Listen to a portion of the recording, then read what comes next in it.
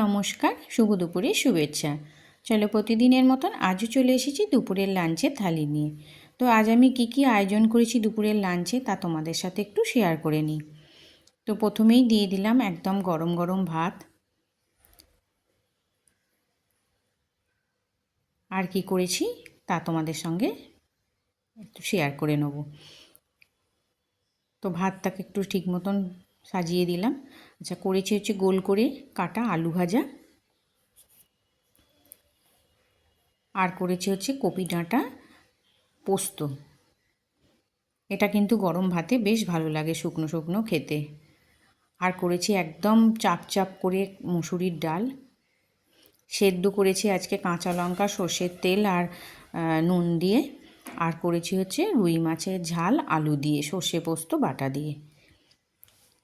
একদম সিম্পল রান্না, খুব কম আইটেম।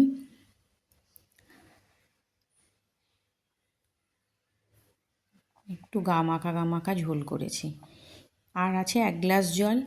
এই ছিল আমার দুপুরের লাঞ্চের থালি।